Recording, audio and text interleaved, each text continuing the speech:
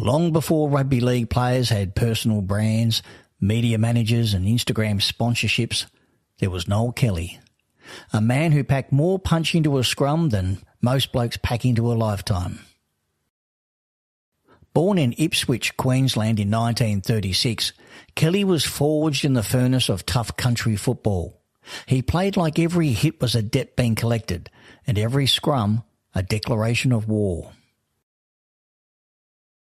By the time Kelly headed to the big time in 1961 with the Western Suburbs Magpies in the Sydney first grade competition, he was already a Queensland and Australian representative and an enforcer who made other forwards question their life choices. From 1959 to 1969, Kelly played 28 tests for Australia, captained his country, and, with his tough style of play, he raised the ire of many referees, being sent off 11 times in club and representative football. He was a hard man in a hard era when swinging arms were more common than sunscreen and forwards packed scrums like they were loading artillery.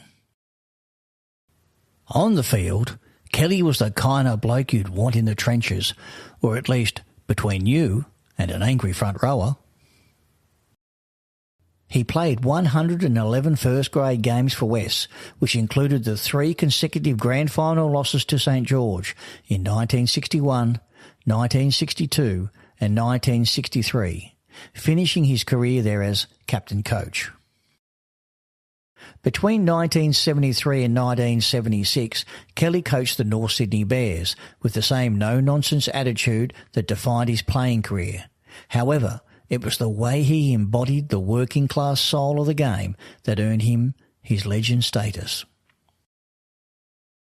In 2008, Noel Kelly was named hooker in the Australian Rugby League's Team of the Century. Not just for his stats, but for what he represented. Toughness without ego, leadership without self-promotion, and an era when a bloody jersey was a badge of honour, not a medical emergency.